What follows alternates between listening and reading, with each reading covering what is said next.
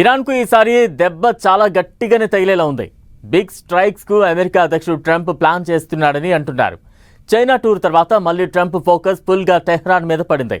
Jinping మధ్యలోకి రానని అన్నాడో లేక రానున్న మిడ్ టర్మ్ ఎన్నికల కారణమో తెలియదు, కానీ ఆపరేషన్ ఎపిక్ ఫ్యూరీనే ఇంకో కొత్త పేరు పెట్టి వార్ స్టార్ట్ చేయబోతున్నాడనేది అంతమ్యంగా దీని సారాంశం. అమెరికా సీజ్ ఫైర్ను పక్కన పెట్టి మళ్ళీ వార్లోకి దిగుతుందా? ఈసారి ఇరాన్కు నిజంగా తీవ్ర నష్టం కలగనుందా? ఈసారి దెబ్బ చాలా గట్టిగా తగులుతుంది. ఇరాన్పై బిగ్ స్ట్రైక్స్ కు Trump plan.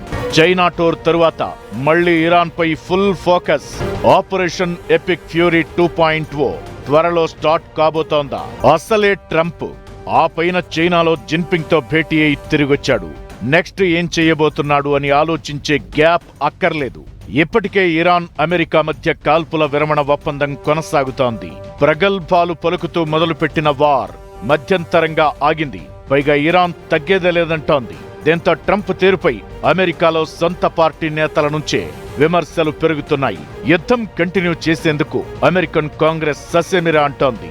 Iran Hormuz జలసంధిని open చేసి యుద్ధంలో విజయం తమదేనని ప్రకటించుకున్నాయి. ఎన్ని పరిణామాల మధ్య ఫ్రస్ట్రేషన్తో అధ్యక్షుడు ట్రంప్ చైనాలో అడుగుపెట్టి జిన్పింగ్ తో మీటింగ్ పూర్తి చేసుకుని వచ్చాడు. పైకి కనిపించడం లేదు గాని ఇరాన్ విషయంలో చాలా కీలకమైన నిర్ణయాలే ట్రంప్ తీసుకున్నట్లు కనబడుతోంది. జిన్పింగ్ తో భేటీలో మిడిల్ ఈస్ట్ వార్పై ప్రధానంగా చర్చ జరిగింది. అప్పుడు ఇరాన్ కు చైనా మద్దతివ్వకుండా దూరం జరిగితే వారం రోజుల్లో తాను అనుకున్నది పూర్తి చేసేయగలనని డ్రాగన్ ప్రెసిడెంట్ కు అమెరికా ప్రెసిడెంట్ వివరించినట్లు తెలిసింది. హర్మూజ్ ను డిస్టర్బ్ చేయకుండా ఇరాన్ పై చర్యలు తీసుకున్నా తమకు పెద్దగా సమస్య లేదని జిన్పింగ్ క్లారిటీ ఇచ్చాడు. దీంతో ఇక ఆపరేషన్ ఎపిక్ ఫ్యూరీ 2.0ను పేరు మార్చి అమలు చేయాలన్న ఆలోచనలో ట్రంప్ ఉన్నాడు.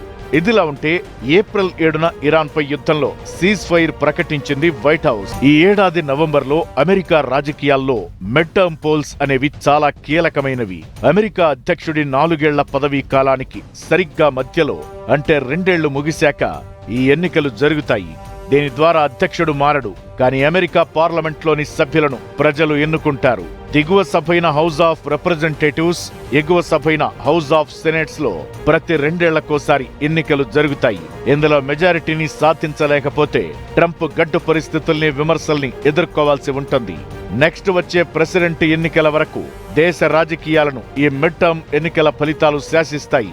ఇప్పటికే ట్రంప్ నిర్ణయాలతో అమెరికాలో నిరసనలు, ఆందోళనలు వ్యక్తమవుతున్నాయి. ప్రతిపక్షంలోని డెమోక్రాట్లు పెద్ద ఎత్తున విమర్శలకు దిగుతున్నారు. ఇరాన్ను ఓడించి తీరితే గాని వీటన్నింటినీ తిప్పికొట్టడానికి కుదరదని ట్రంప్ సన్నిహిత వర్గాలు భావిస్తున్నాయి. అందుకే మళ్లీ యుద్ధాన్ని స్టార్ట్ చేసి ఇరాన్కు భారీ నష్టాన్ని మిగల్చాలన్నది ట్రంప్ ఎత్తుగడగా కనబడుతోంది.